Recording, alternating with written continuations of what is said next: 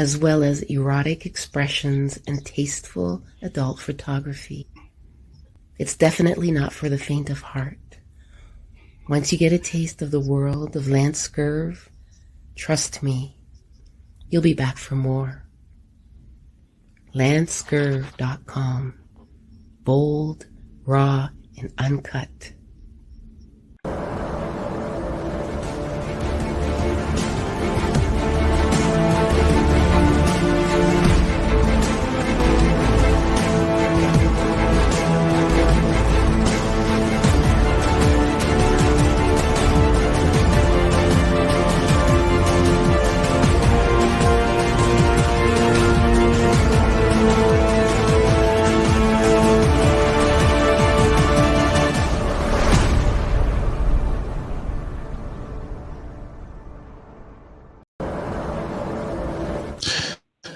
Welcome everyone back to another episode of Neil Frazier, the teacher, the brother, the elder, the younger, the all-seeing and the all-knowing. Now, I'm not going to put that one on you, brother.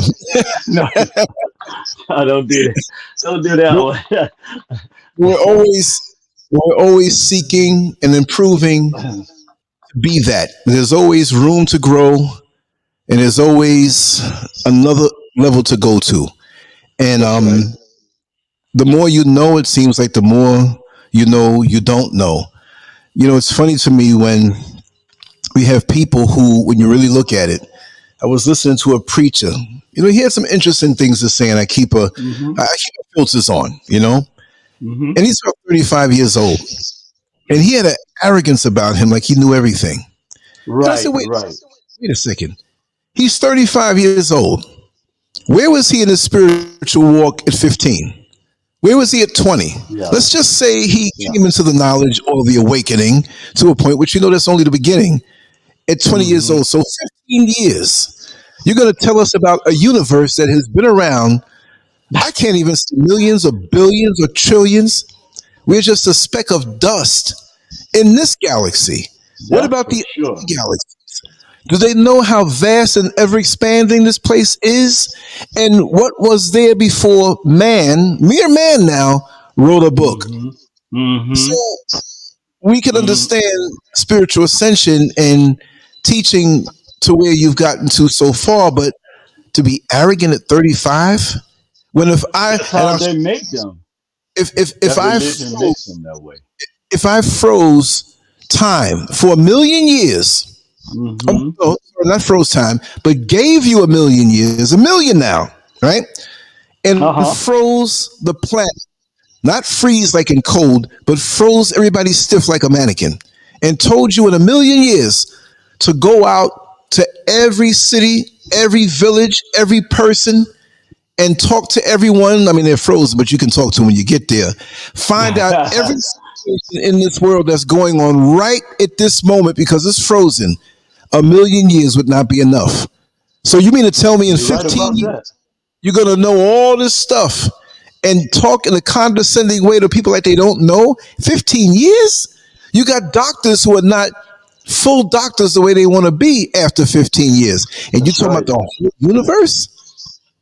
So people, this religion thing and fighting over the religion and whatever is crazy. So I'll say, welcome, brother. Talk to us.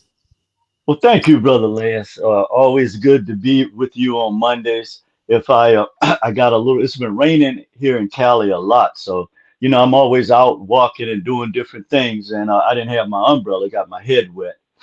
Wow. But, yeah, man. You know, when you're reading a good novel or a book that teaches you something, if it gets a little moist, you know, it doesn't diminish the truth in it. So your voice, you can bear with it, but it's no problem. You know, the truth you share is what we're here for. And that's what we love about you, brother. Well, great. And, you know, I love being here on Mondays. It's like I always say, it's the highlight of my life. You know, getting a chance to chop it up with you and talk about things that matter. There's so much idle talk and chatter going on. It's like, really? I mean, it just seems like we're so inundated with this foolishness that's going on out here. It's like nobody wants to deal with things that are relevant. It's Yes. just whatever tickles your fancy. We like drama, and so it's. I saw a couple of things this past week that I was like, I really think that our people. Well, I know our people need to be really careful at this time because it seems like we're being led into narratives that we're not going to be able to turn back on. And so whenever I come here with you and I want to greet the family in the chat room, it's such a comforting feeling because we're sharing things that will help uplift us and also help us to keep things in perspective. And man, these counterfeit spirits are real busy out here. They are, they don't discriminate, and it seemed like they're always meddling in everything you do now. So we know we're living in a heightened state of energy, and as they used to say, the veil is off. So today, the topic I want to discuss, and I'm glad you brought that up when you were talking about the preacher, because this is what happens as a result of us being locked into this 90% or 90% way of seeing the world, this 90% angle. And what's the sad thing about it is it prevents, um, the ability to become aware of things that are outside of your awareness. And we're going to talk about that today. This is a subject that I've been fascinated with for a very long time. And our topic today is the eternal self, consciousness beyond religious narratives. So I know I sent you a lot of pictures, brother, but this is some of the curriculum from the academy. I think will be helpful with this presentation. And I do want to share more with the family so that it makes no sense to do something and then keep it hidden. You know what I mean? Or keep it where it's not a part of the energy that affects people on a daily basis, because none of us know how much time we have here left here on this planet. So if you would put the first image with the tree, the divine law of oneness, it was a whole bunch of it has different the different laws on it. It says divine law of oneness. And I'll start out with that because that's very important to our discussion today.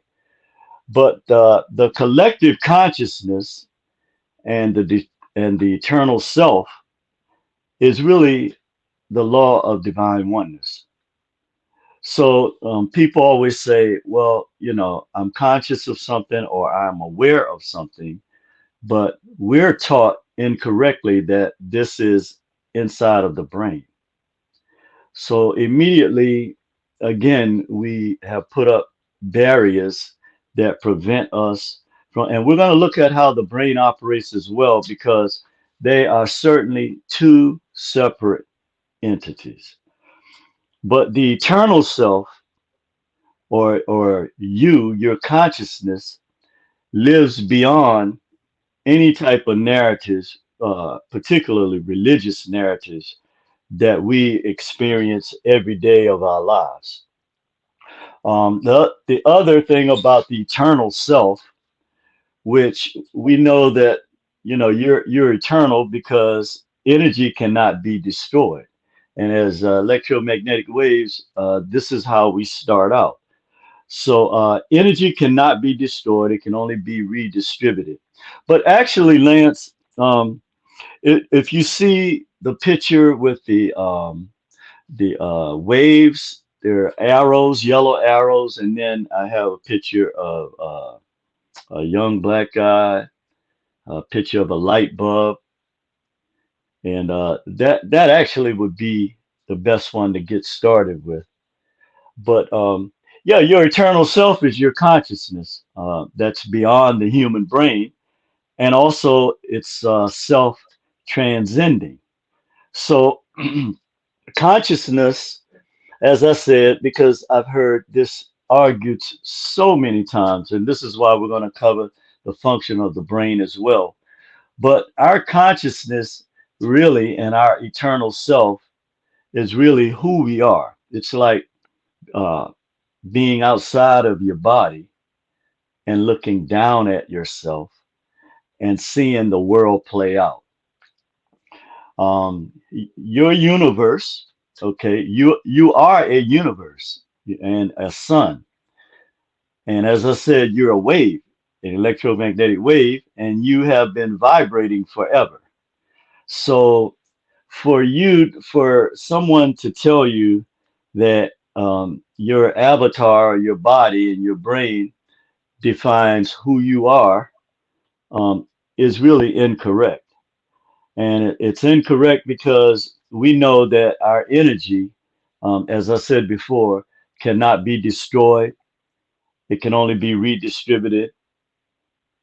And then as your own universe, sun, and eternal self, or what they call in physics singularity, are all connected to other universes. And this is within the collective consciousness. And this is a very important point because although we operate on an individual basis, we'll see that our collective consciousness is really what we are. We are a part of other universes, okay, that keep us connected or are supposed to keep us connected to the divine source. So all of these narratives that we live by, mainly that we're taught in education and religion, actually separates us from this very important principle. And then we have the two aspects of reality, which is the internal self, and then there's the external self. Or I like to look at it as conscious and unconscious. Okay, and here again, we're taught that and even though they are two different forms of consciousness, they still are connected, okay, through our internal self and our external self. You are the content creator of your universe. Your thoughts and your actions either create or destroy your universe. And so let me say that again, that you are the content creator of your universe. Your thoughts and your actions, they either create or they destroy your universe. And this is what happens many times when we live by narratives, because we'll see as we go along that whenever, and Lance, you were mentioning the guy with this arrogant personality, because when you are living according to narratives, then you have this feeling that this is the only truth that exists. And we know that there are several truths in the universe, and we'll look at why that is as well.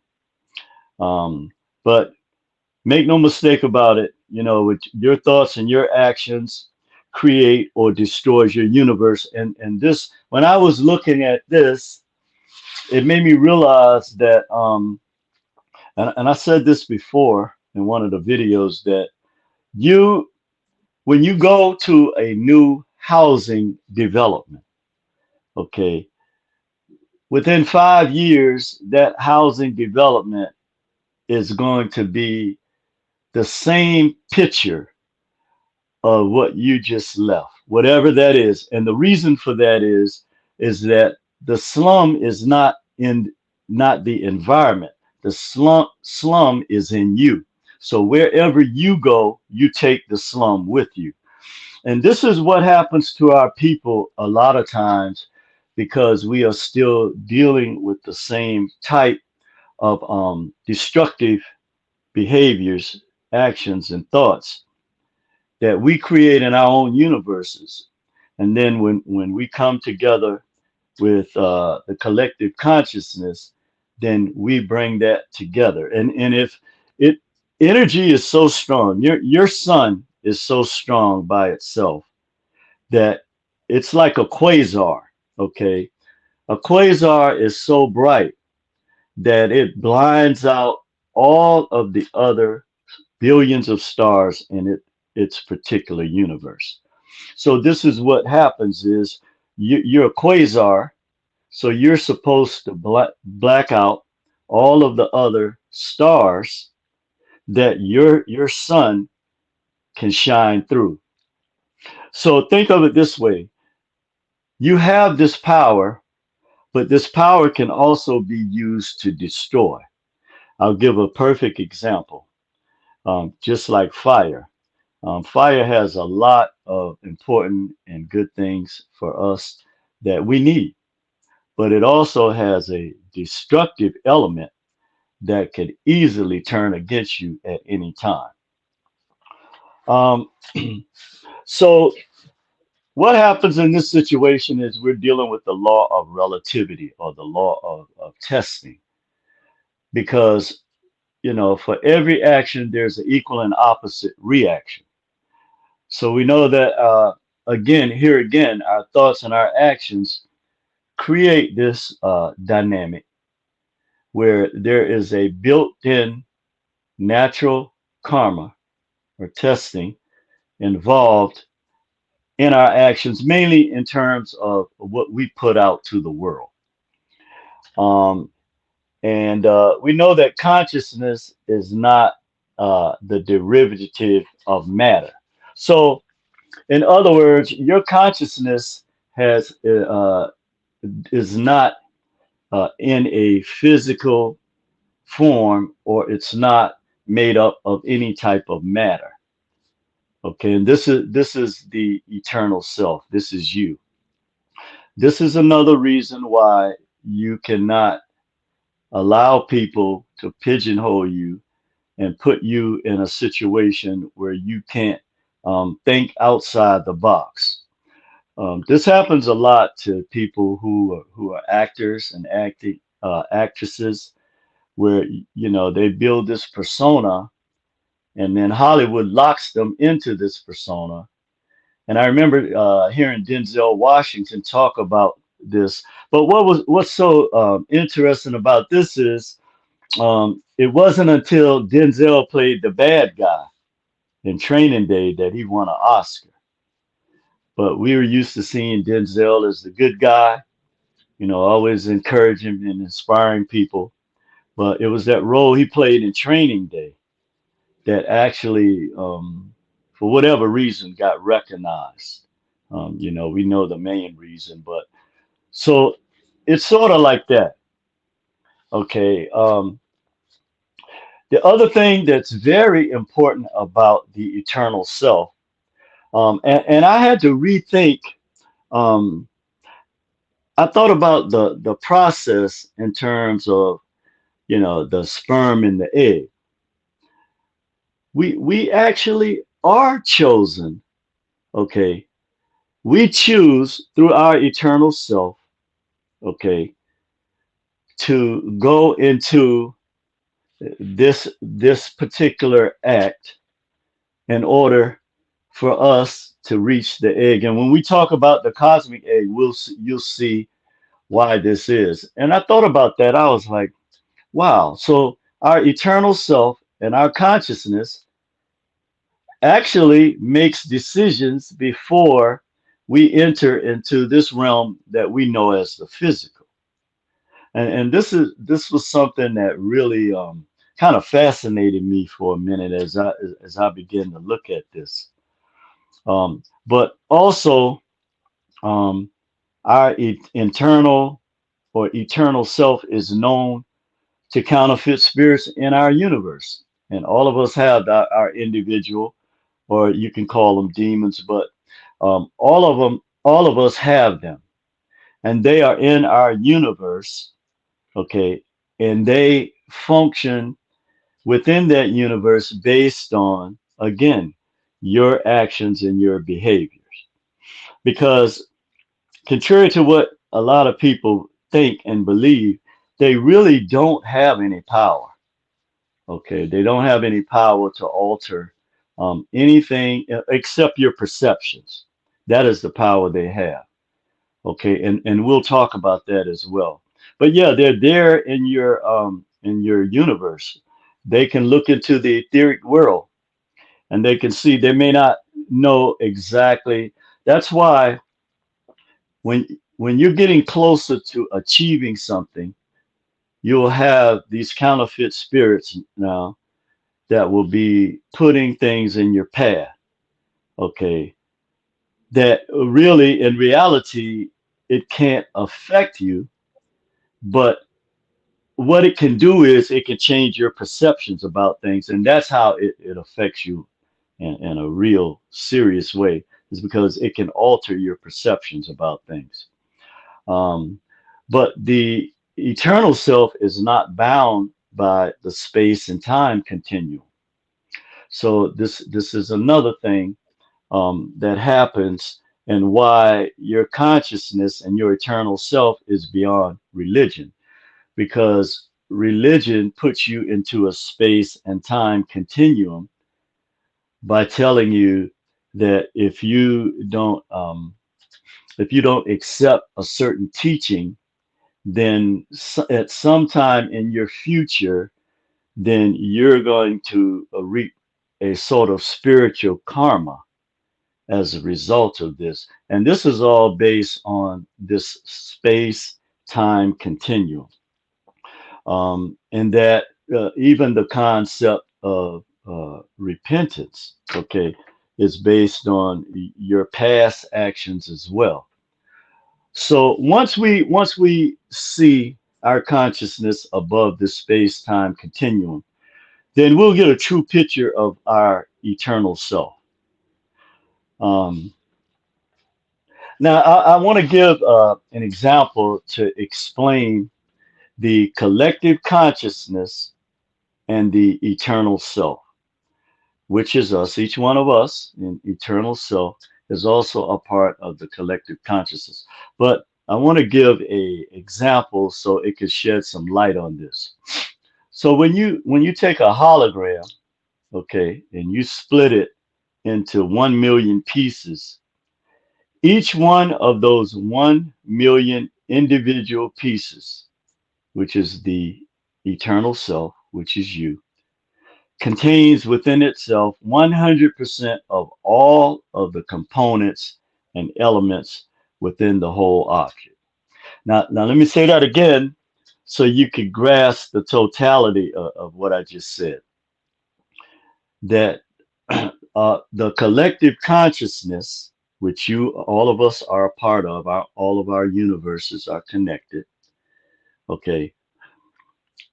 When a hologram is split into 1 million pieces, each one of the 1 million pieces, or the eternal self, contains within itself 100% of all the components and elements within the whole object. And that is very, very important, because now we're looking at the real. And I remember there was an experiment done. This was quite a long time ago, but it is called the double split experiment. And what was interesting about this is when they shot the protons through these splits, they would show a whole range of, what the results were, the atoms that came from the waves, because again, everything starts out as waves and went through the split, and then it formed what we know as some form of physical matter with the atoms. However, an interesting thing happened when those waves were observed, okay, by you looking at them. They actually changed the properties of their behavior. So instead of splitting, they went through one split, Okay, and then they showed, again, the different atoms. Okay, but the process by which they did this changed simply because someone was observing them. And this is what happens in life in terms of and I tried to wrap my head around this one time when I first became aware of this, that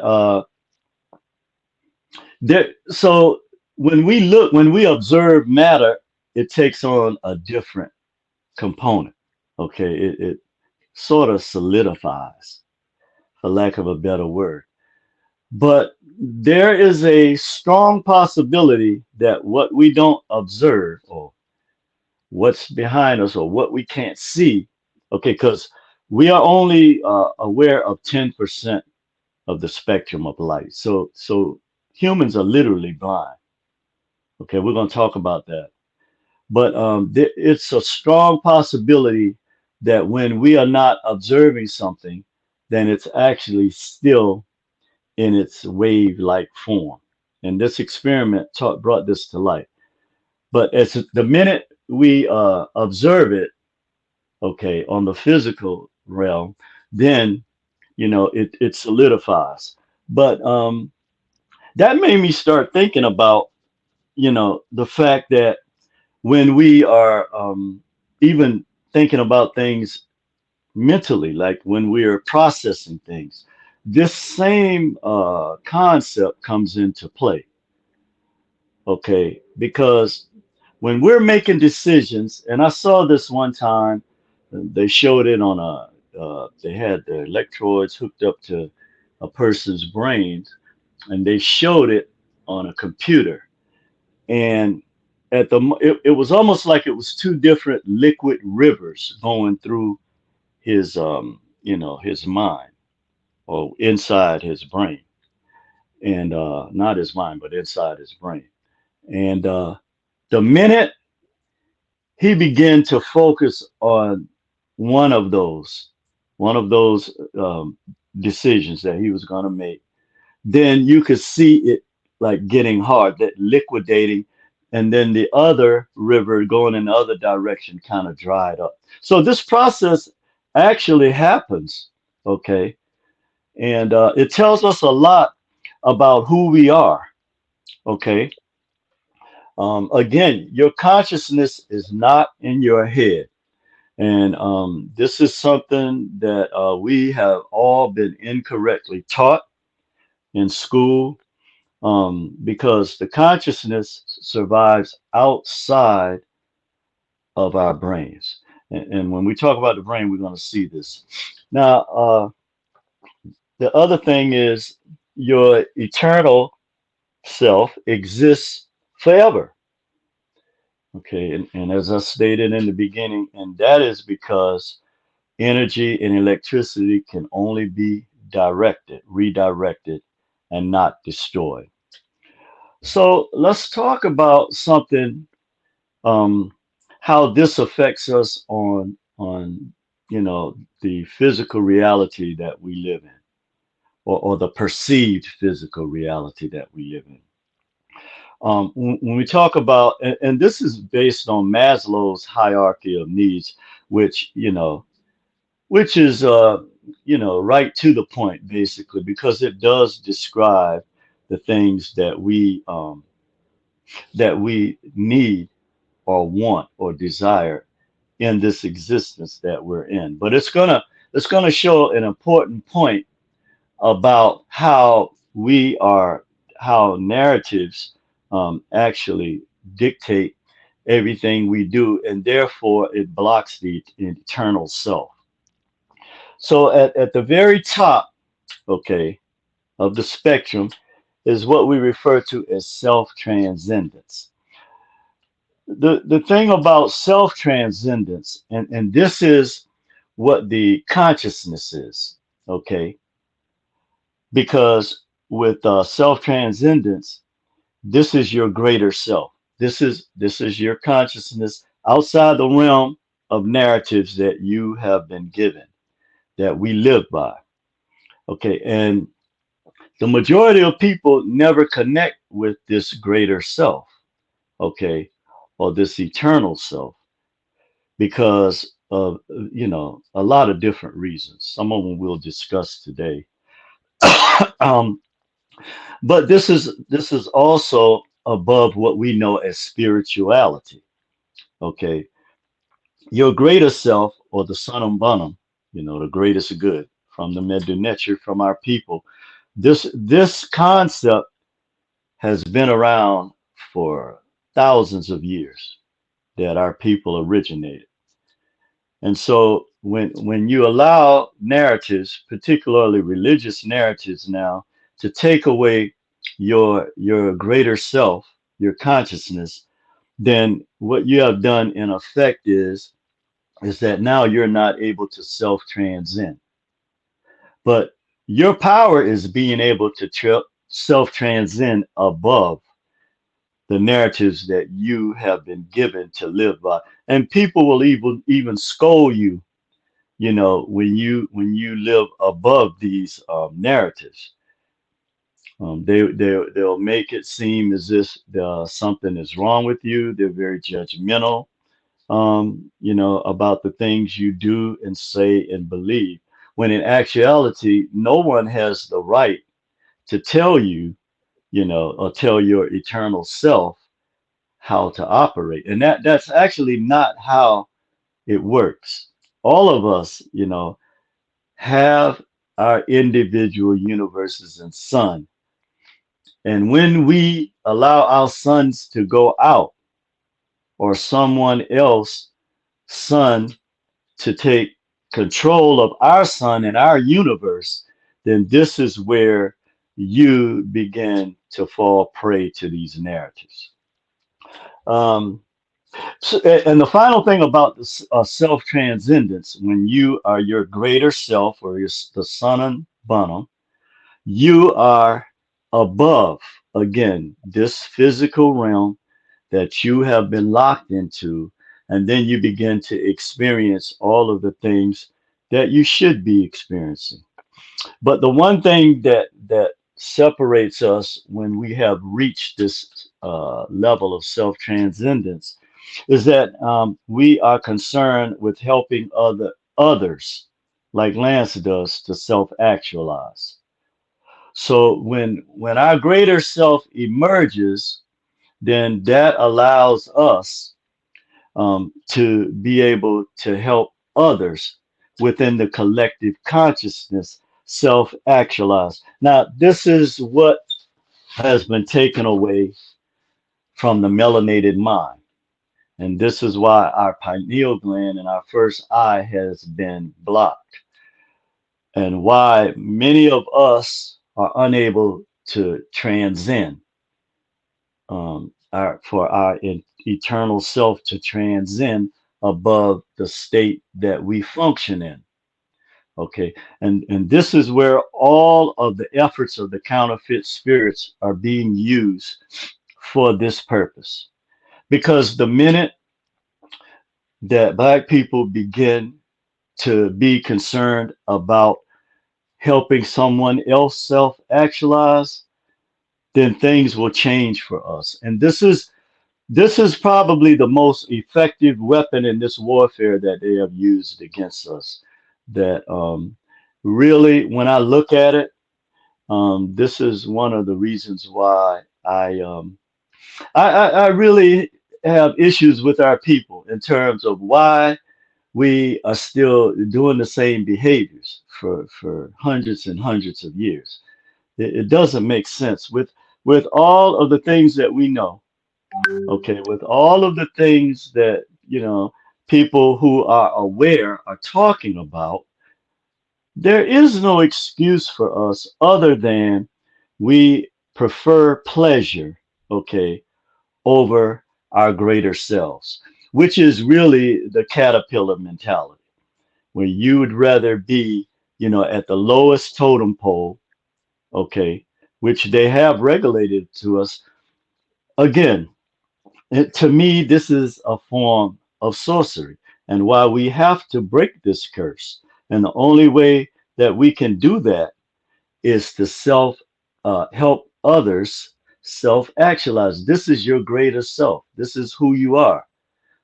In religion, although they confuse you and make you think that this is what their objective is, the minute you stop paying tithes, okay, or stop going there, then all of the individuals that you related to in that religion is going to turn their back on you.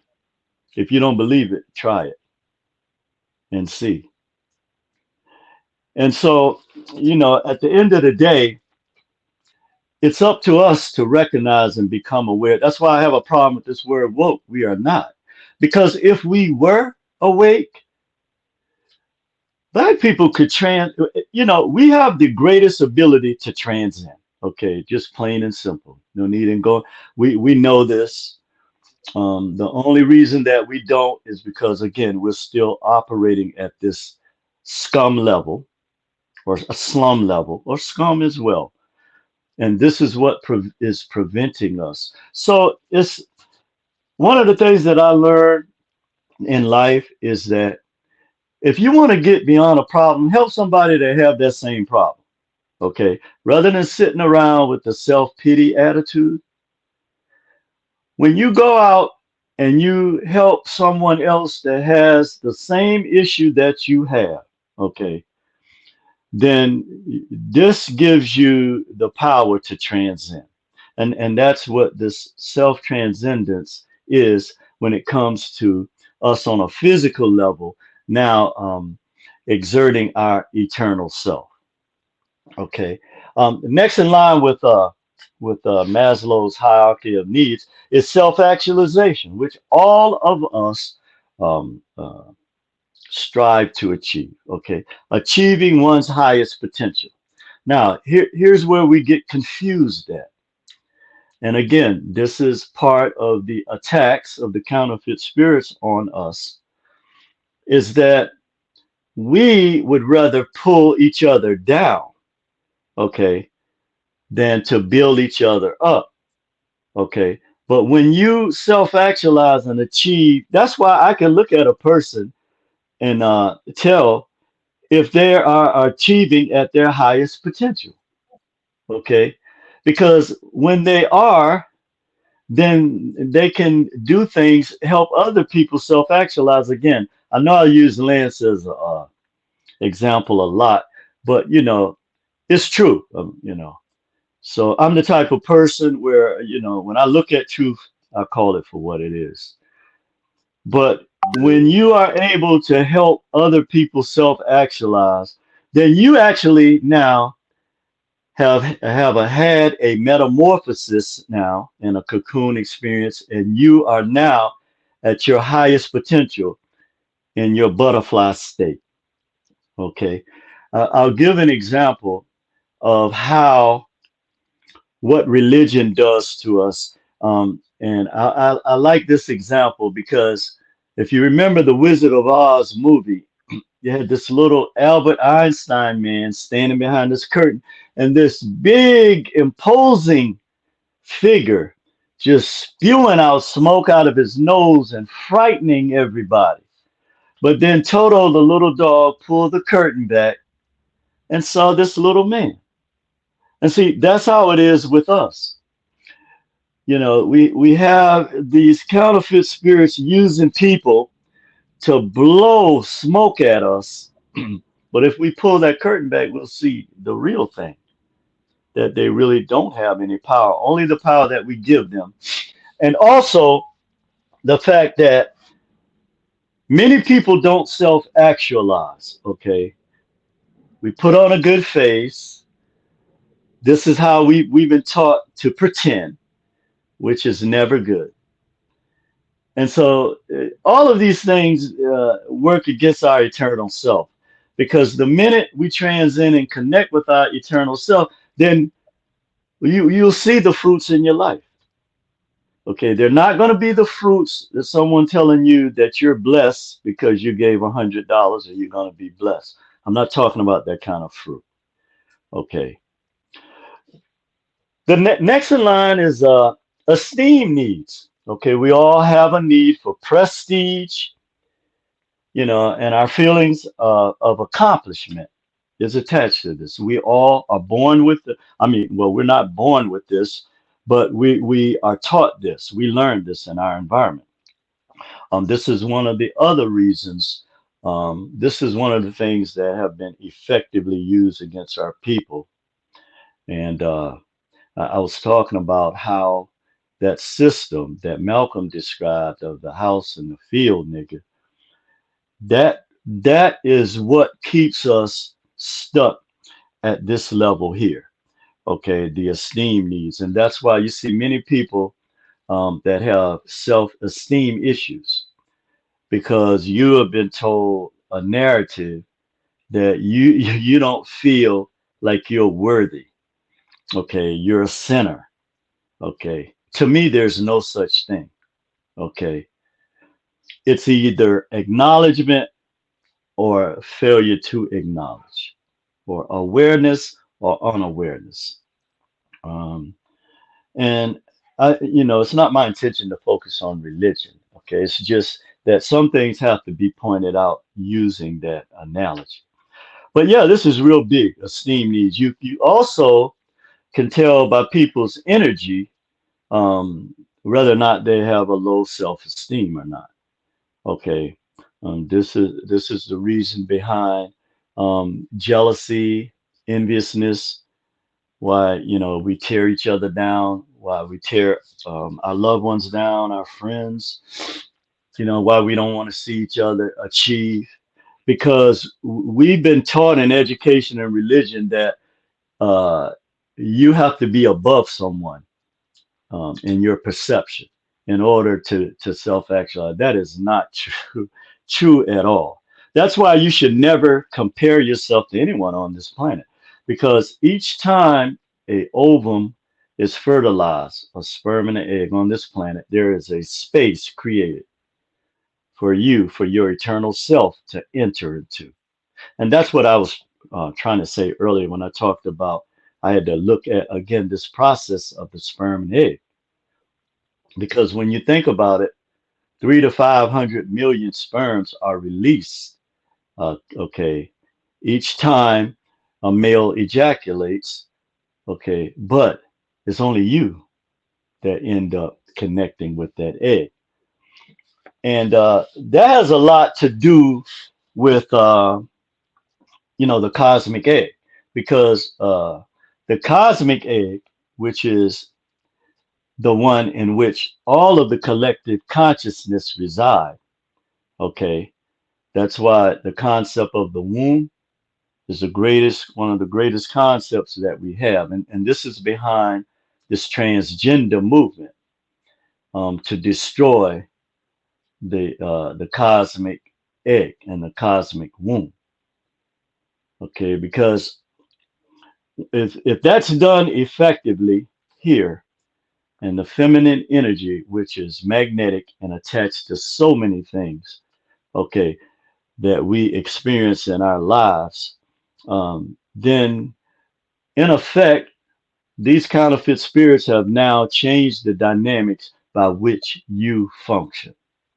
Okay, so whenever that cosmic egg is open and the cosmic egg comes through the womb with our sisters, Dignesh, then there is a power associated with that that's greater than what we have been taught through narratives. A good example is when they talk about women should not teach in the church, or women. There's always this misogynistic attitude towards actually the way it actually is. The universe is set up. The womb man, okay, is the one that comes before everything else. Um, and in at the my molecular level in biology, the X chromosome, all of us are born as X chromosomes, okay, but then within the 8 weeks, the Y chromosome began to excrete testosterone, or the Y chromosome emerges when there is testosterone excreted. Okay. So again, all of these things that we have in nature, and nature is our greatest teacher, because we have walked away from our true source and our eternal self, and we've been severed from the collective consciousness. It's just like when you're born and the umbilical cord is cut, okay, that's still your mother. Even though, your umbilical cord was cut, that's still your mother. Okay, nothing's going to change that. That's the birth canal, which is connected to the cosmic egg. That concept never changes. So this is what we have lost, and this is what religious rhetoric and narratives have taken away from our people. And so when you don't have a self of accomplishment, when other people define what your purpose is in life, and that you are less than a person if you have not achieved what they say you should have achieved. And this happens in our own families. You know, I can think of with my own father. He wanted me to follow in his footsteps, okay, which one of my brothers did. But at the same time, once you become aware of the truth, then it's going to establish, whether you like it or not, put a wedge, okay, between you and whatever relationship that has now set you up on a narrative. And this was very difficult for me. But then it also helped me become the man that I am, because in this world, you have to be able to stand alone. Your family is going to reject you. Your friends are going to reject you. You have to be able to stand alone. And I hear Lance often make this point, that you have to find a way to stand on your own. And I use, again, nature, our greatest teacher, as an example of this.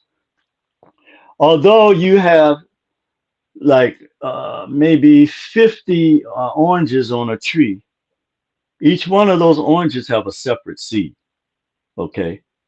Now all of them are on the same on the branches of the tree, and all of them are connected to that tree, to that mother.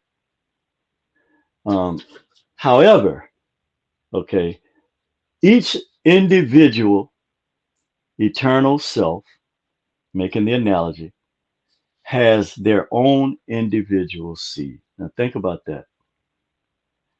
And that's you. Okay.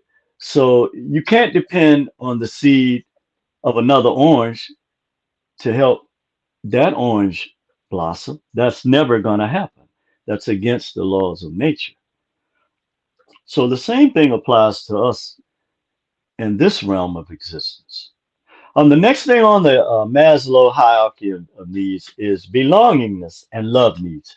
Now, we all have the need to belong to something. This is one of the reasons why when you don't pay attention to our young people, then they can be persuaded by anything. Okay. This is the reason why they come together in gangs, because this is one of the strongest things that we have as people, as an individual, is our sense of belongingness and love needs. And if you don't feel that you're attached to something, or you belong to something, or there's some type of love flowing in your direction, it's going to have a major effect on you. So, we pretend like, we're these tough people and we don't need anybody. And again, these are narratives that you're taught. Pull yourself up by your bootstraps. When you go right around the corner and you see these same people that have been telling you this for hundreds of years together laughing, and you wonder what they're laughing at.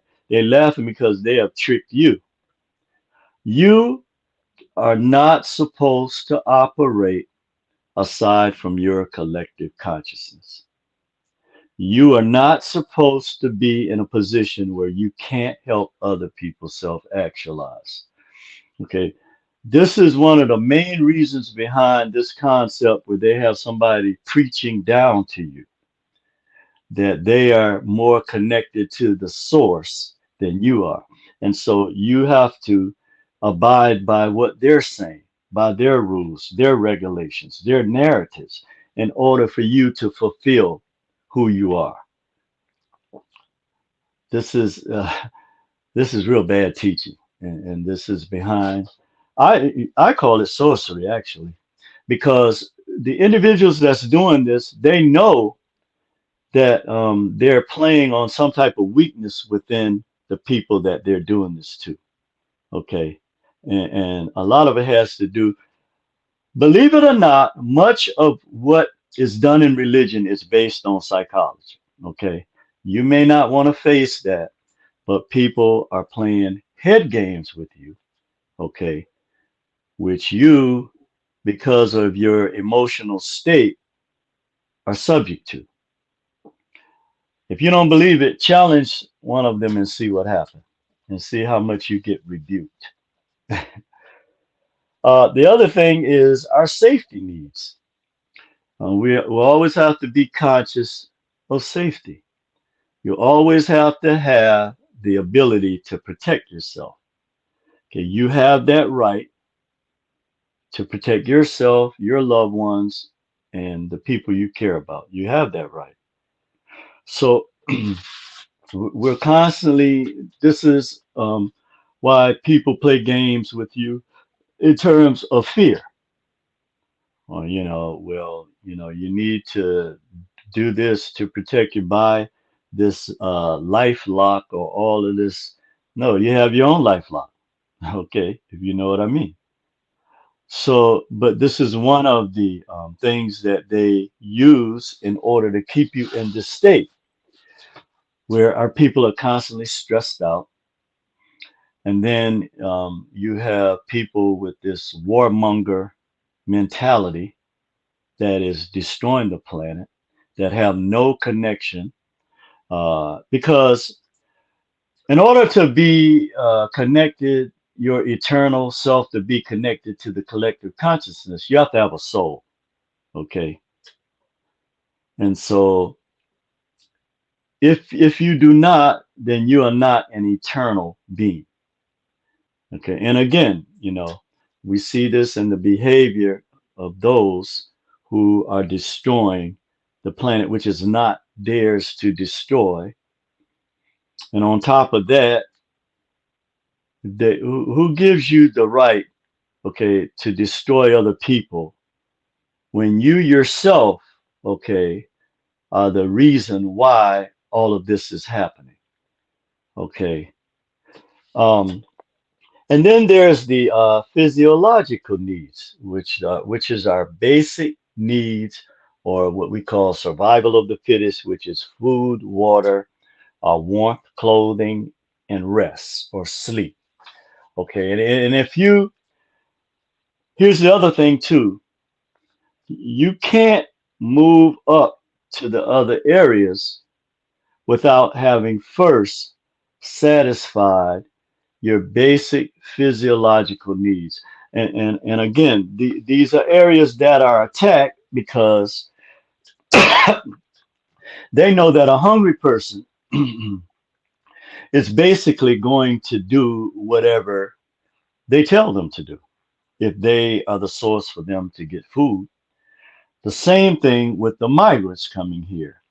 They know that not only are they going to use religion to keep them in a sense of pseudo hope, but they also know that because of the way that they have starved their economy all of these decades, that it has produced this, what we see now.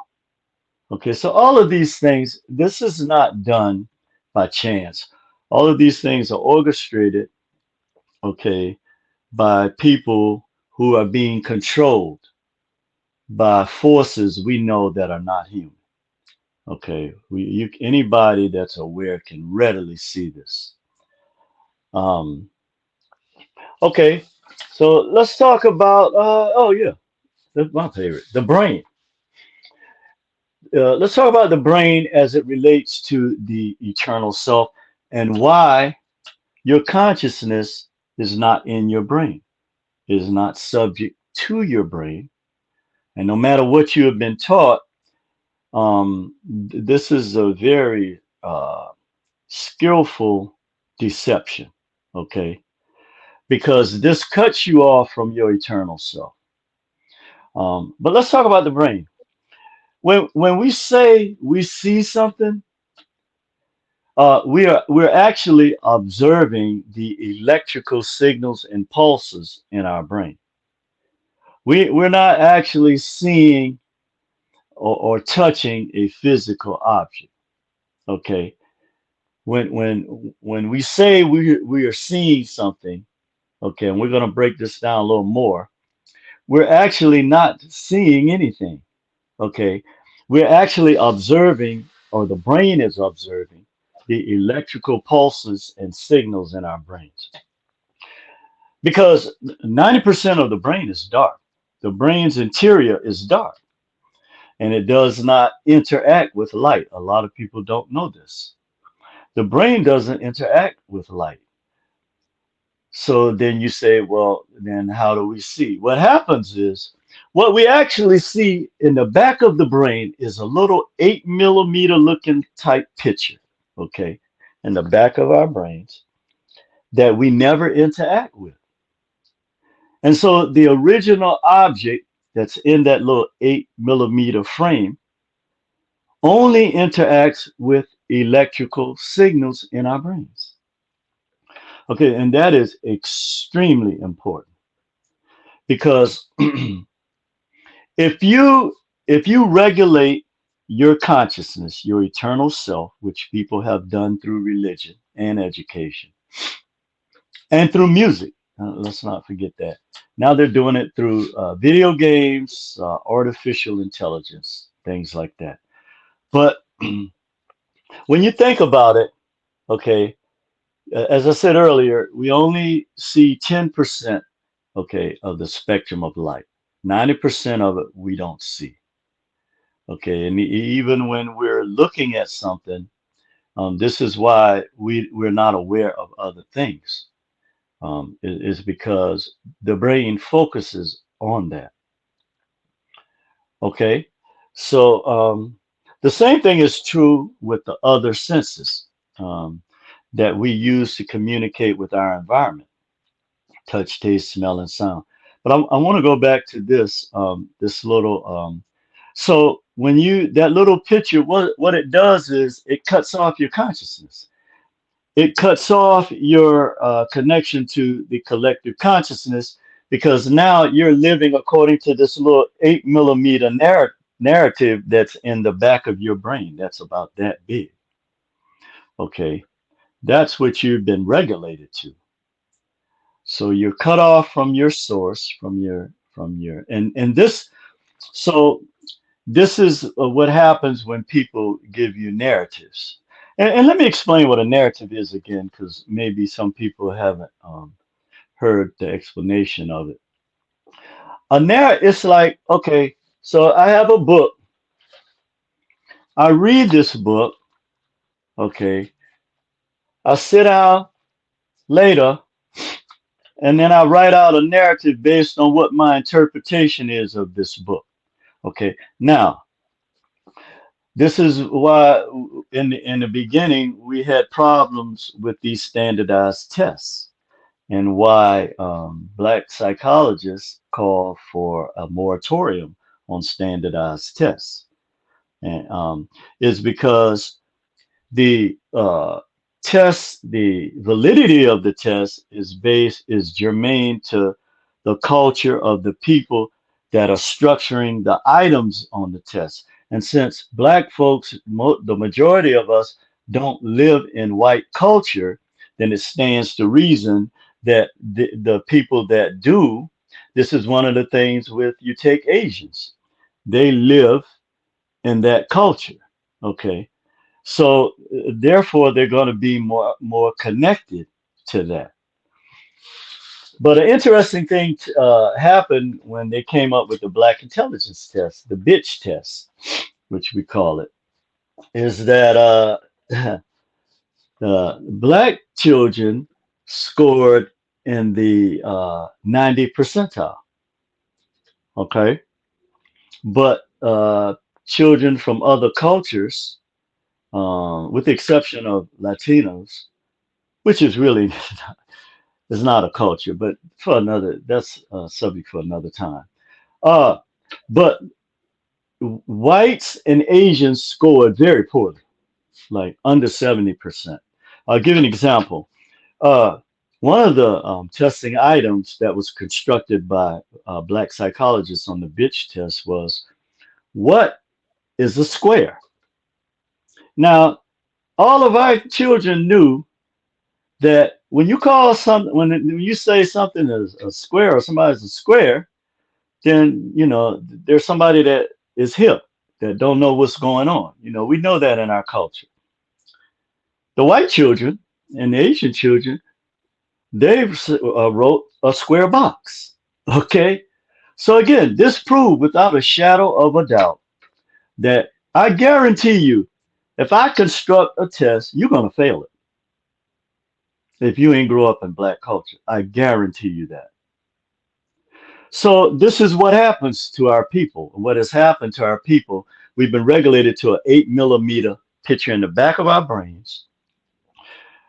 We have been cut off from our collective consciousness. Okay, just like I gave the example of the hologram. Although we possess within our universes all of the things that the collective consciousness possess, then it stands to reason that if people are going to control you, they're going to have to cut you off from that. And that's what happens to our people. So let's talk about this process, because the same thing is true with the other senses that we use to communicate with our environment, such as touch, taste, smell, and sound. So here's the interesting thing about this, is that if the neurological pathway or the nervous system in any one of these senses, if that neurological pathway is cut off to the brain, then guess what? And if it's interrupted in any of our senses, the brain would not be able to interpret any stimuli coming through those senses, because there would be no electrical pulses or signals for the brains to interpret. Okay, so I want to say that again, because I came up with a term I call neural attacks, and I'm going to show you how these neural attacks affect our senses. Okay, because you think you're looking at something, but you're really not. Okay, you're really blind. And we're talking about okay, so the other senses we use besides sight to communicate with our environment: touch, taste, smell, and sound. Okay, if the neurological pathways to these senses or from these senses is interrupted in any way, the brain would not be able to interpret any stimuli coming through them, because there would be no signals or pulses for the brain to interpret. Okay. So this is where we have what I call the neural attacks. This is what happens to our people all of the time on a 24/7 basis. Okay. Uploads. Okay, when these counterfeit spirits are uploading the things that you like and that keep you stuck, they're actually interrupting the signals, your signals, through religion and education, through music, video games, and videos. All right, and these are what I call neural attacks, because we are at war. All right, and these are the weapons that they use. So they upload the garbage that they know. Okay, and a lot of it too is based on electromagnetism, because they know that if they could do so, sort of like with the blue light. Blue light affects your ability to interpret things in your brain. Okay, and if you don't know these things, okay, these things can be used effectively against you. If you go in a black community, and I'm thinking about Baltimore right now, I remember how on every corner they had these blue lights. And I used to wonder, why the hell do they have blue lights up here? Okay, but what it was too is they'd have the little police thing. Okay, and I guess there was some type of camera in it, but the shield of it would be this big blue encasement that it's in. And it wasn't until years later that I was studying about this that I found out the effects of a blue light on the brain and on our brain. Okay, because the attacks are towards our pineal gland, you know, the melanated people. This is what this attack is. So they continue to upload these things through these mediums that I mentioned. Okay, religion, education, music, video games, artificial intelligence, and the videos we watch every day. But the important thing is our perceptions. And again, we always have to go back to the narratives. And I was explaining what a narrative is. There was a part of it I wanted to explain too as well. So, you know, you read the book. Okay. Now, your narrative may or may not be what the book is even about. But if you have the ability to influence other people to accept your narrative, which we have been victims of, our people, because again, we are not using our consciousness, okay, to create our destinies through our own universe. We are using the narratives of other people in order to define our lives. And this is where the schism comes in it. Okay, so the other thing about a narrative is this is why you have editors, you know, in media, or when you're writing a book. I don't let anybody edit my stuff because immediately what's going to happen is the minute the editing process begins, then it no longer, it moves from the authentic, okay, to the narrative. And I always like to use the parrot as an example. The parrot is nature's first audio-visual system where they duplicate this. The thing about the parrot doesn't edit what it hears. It just regurgitates it just like they heard it.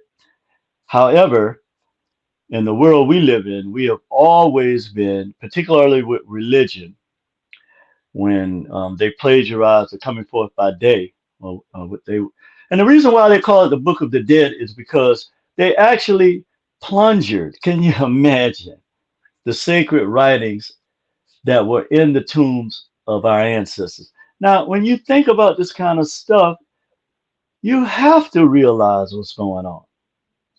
Okay, so the thing that we have to understand and comprehend is that you are living according to the narratives of other people.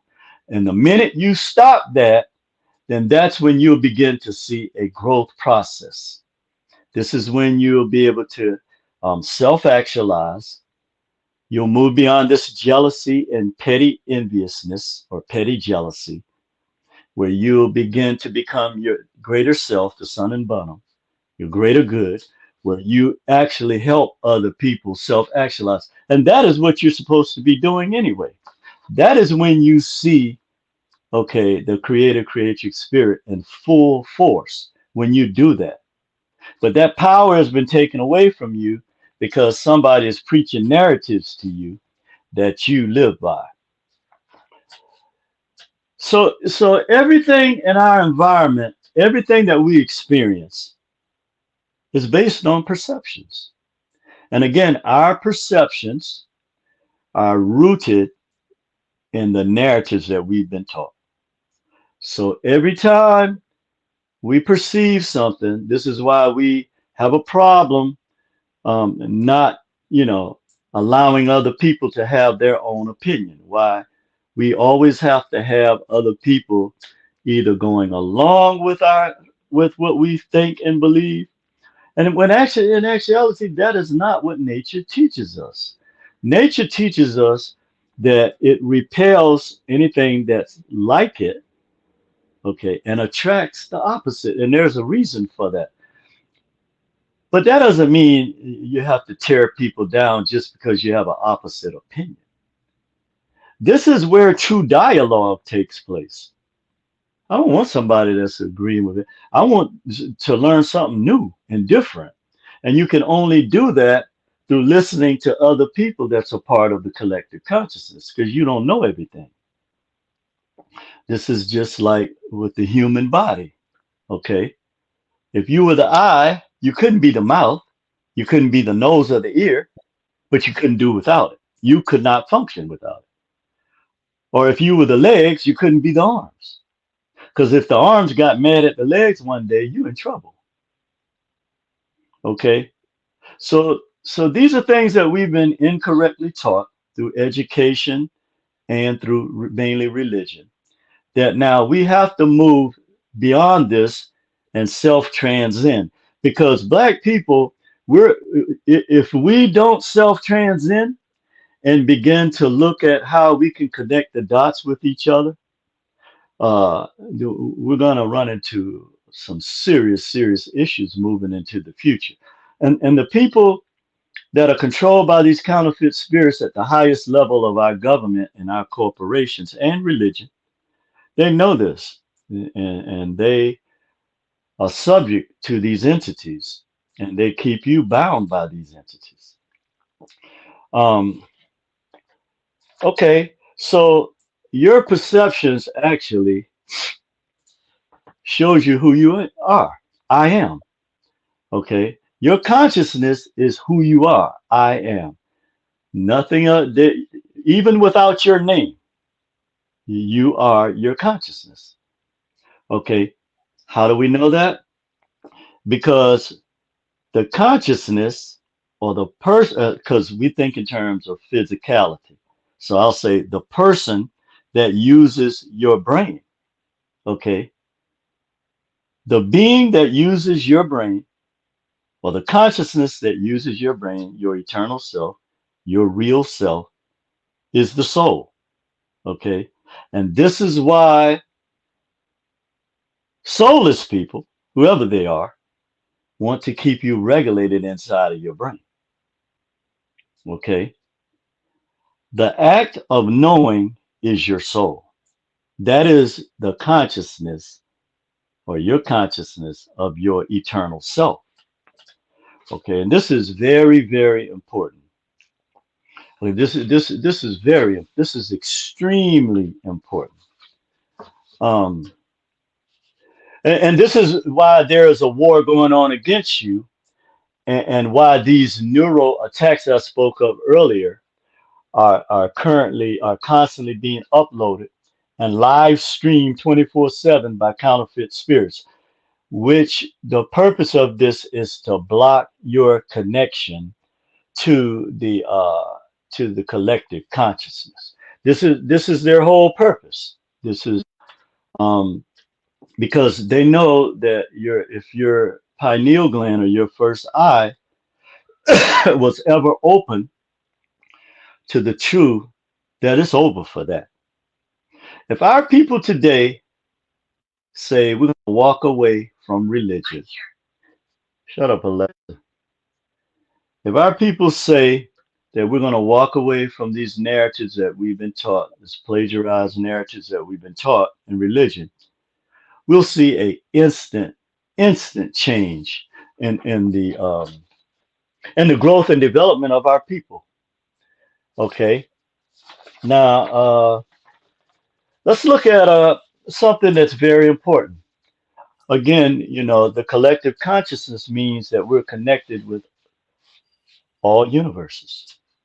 Okay, and how the universe connects us with the collective consciousness is through Orion's belt and Sirius B. Okay, and we're going to talk about that for a minute. But again, religion blocks your direct connection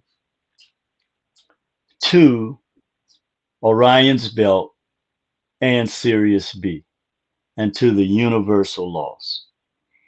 Okay, and this is where divine timing and divine testing comes in, and the law of gestation, which is divine timing, and the law of relativity, which is divine testing, is that we see that throughout history that there were certain things and certain knowledge that was revealed when the time is right that caused our people, so like the Great Migration. Okay, there are things, and I believe that there's an appointed time for all things.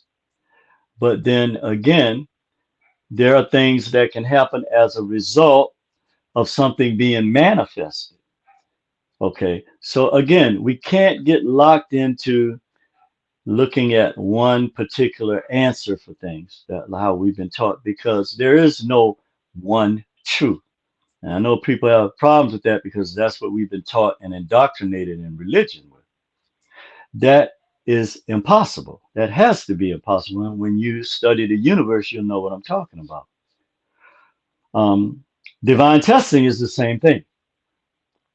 Every time that you make the effort to move into transcendence, you're going to be tested. And one of the graphics that I sent Lance with the mountains and the valleys is a part of divine testing, because valleys, okay, give us our greatest opportunity to move into our collective consciousness and to move outside the realm of the brain, because in your brain and in these perceptions you become depressed because you're looking at the circumstances and not the possibilities. Whereas, with the mountain, the way I see it is, the bigger the mountain, the bigger the reward. So I know that when I don't have, like, things that happened with me this week, when I don't have those mountains, then I'm not manifesting everything I need to in order to keep moving in that direction that I need to be moving into purpose. So mountains mean something different to me. I'm actually glad to see them because that reinforces things to me.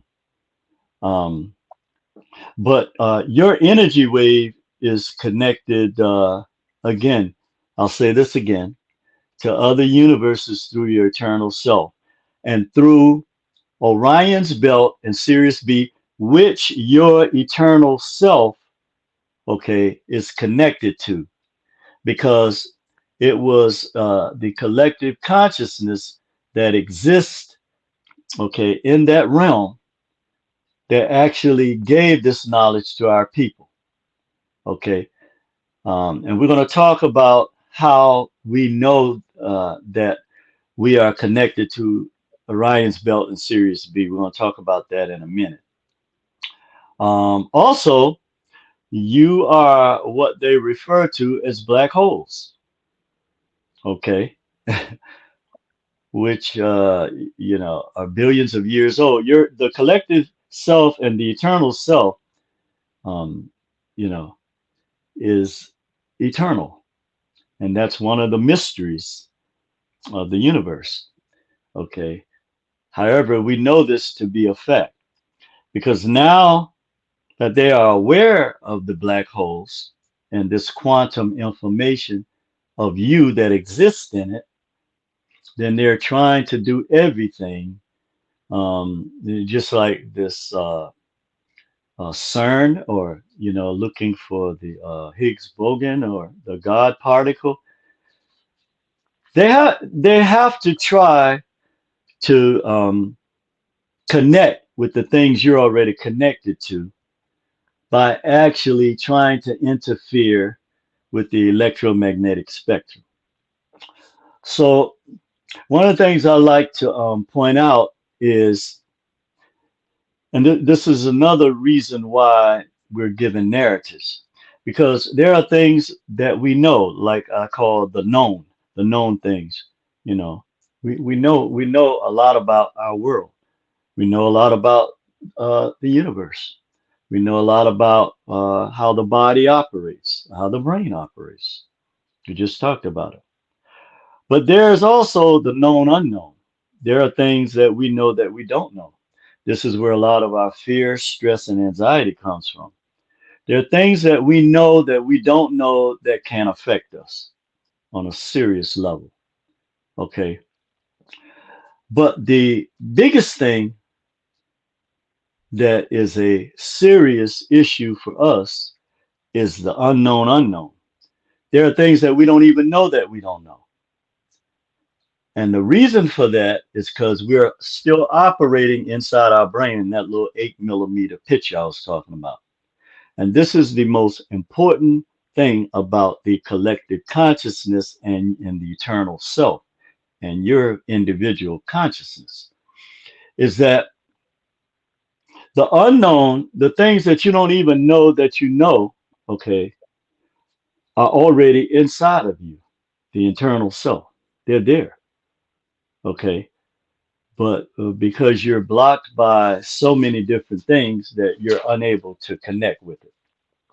Now let's talk about Orion's belt and Sirius B, and why I said that we are connected to this. This is where our original knowledge came from, and that this is a form of our greater transcendence because we were able to look into the celestial sphere and we were able to decipher the message through numbers, okay, basically, of what our existence is. But many ancient cultures believe that we come from the stars, okay? Excuse me. In fact, humans have been studying the stars for thousands of years. Okay, we saw the continuous movement of the stars, that there were certain stars or constellations that at certain times of the year and certain seasons, they were in the same place.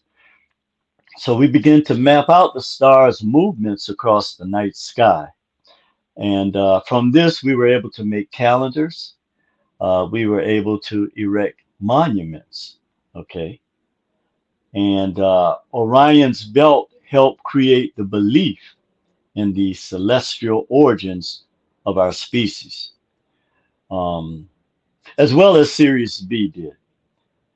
And we know that the brightest star in the universe is Sirius A, or in our galaxy. The evidence of this is here on the planet through the different civilizations and cultures that have existed here. But there are 5 cultures that left a visible representation of this belief that that our species origin originated in the stars. First, we have the pyramids at the Giza Plateau in Egypt, which were designed in the exact alignment of Orion's belt, or the 3 brightest stars in the constellation of Orion's belt. The Egyptians or the Kemites believed that Osiris or Osar was Orion. And they also believed that Isis, a Set, represented Sirius. In Mesoamerica, in the city of Mexico, the sacred city of Teotihuacan, there are 3 pyramids that are aligned with Orion's belt. Uh, in Stonehenge of the desert, there are three stones that are exactly aligned as the three brightest stars in the constellation of Orion. Uh, in the Hopi culture, in the Southwest United States, the Hopi, which was very interesting when I studied this, they determined the structure of their villages, okay, based on Orion's belt. They actually set up, okay, their villages based on sort of like what the Dogon did when the Europeans first observed them, thought that they were some savage tribesmen, just dancing around for whatever reason, until they sent one of their so-called, I guess, anthropologists, Egyptologists, and he lived amongst them for 25 to 30 years. And then he was the one to break the news to Western scholars that the Dogon sacred star, Polo Tolo, or the dog star, which Orion's belt is sometimes referred to as the cannabis, uh, the Dogon were astronomers. Their chief astronomer was Armandango, and their Hogan, which is what you know today is, I guess, the bishops and pastors or whatever in Christianity. The difference is you never heard about any type of, you know, what we call undesirable behavior from a Hogan, because if he was touched by any human being in the Dogon tribe, then he had to be killed. And that is the level of consciousness that our people operated on. Okay.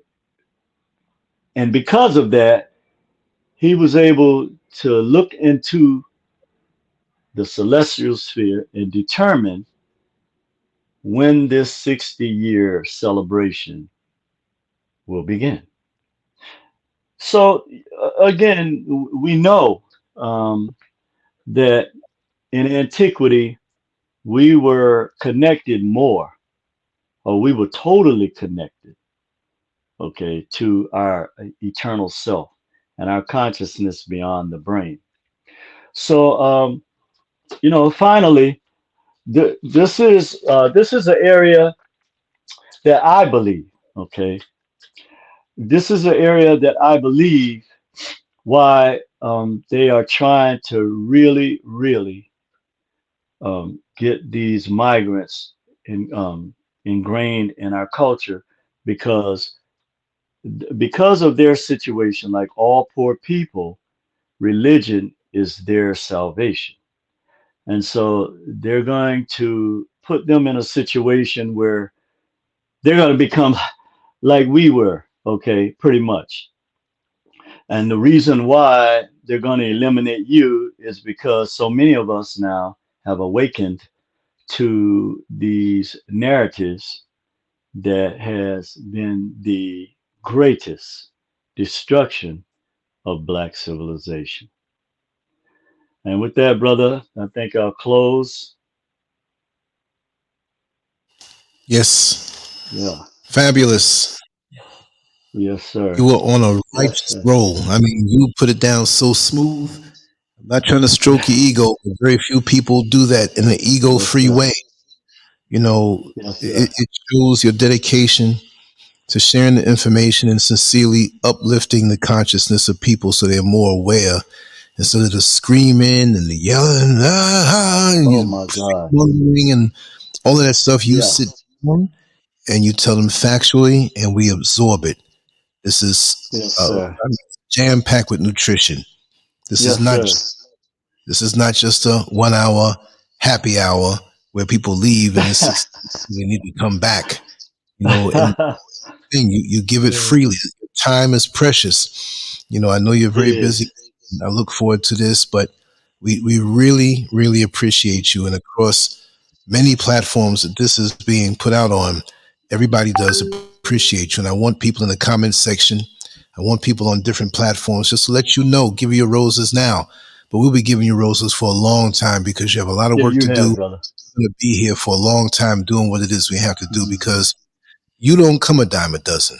These other jackleg people, they're out here trying to emulate each other for a quick buck or a Mm-hmm. hustle.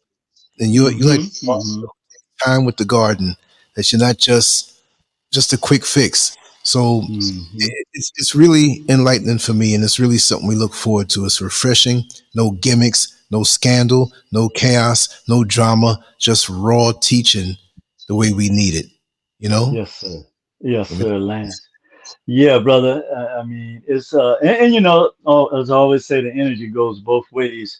That just being connected to you and people in the chat room and the family, and knowing you guys are out there, it helps me to you know, keep moving forward with what my purpose is. And you know, it's one of these things where we have a choice now. We can continue to, you know, bullshit each other, play Mhm. these little girl, little boy games, you know, uh, stroke your egos, you know, Right.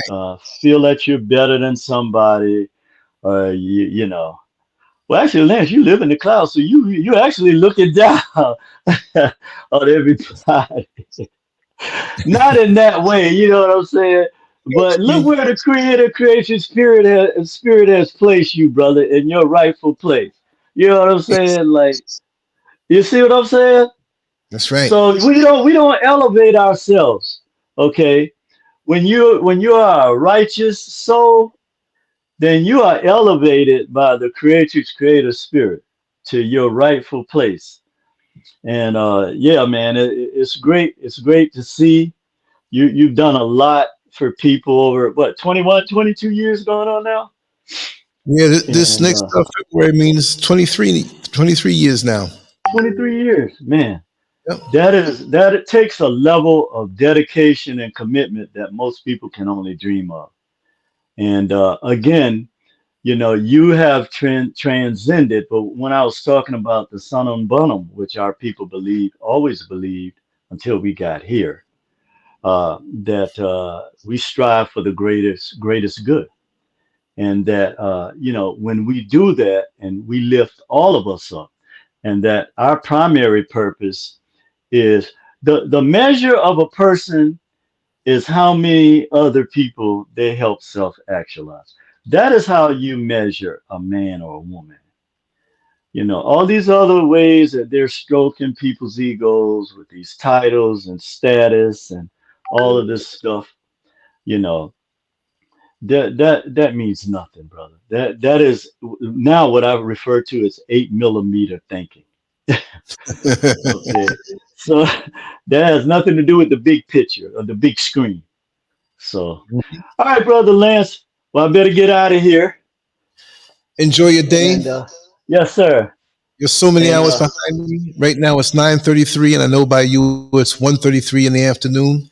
And yeah. thank you so much for feeding us. I'm looking forward in the next 2 days when Monday comes back again because it goes. Yeah, You it know, does. It goes by real fast. Yeah. thank you so much. All right, brother. We'll keep. Yes, thank you.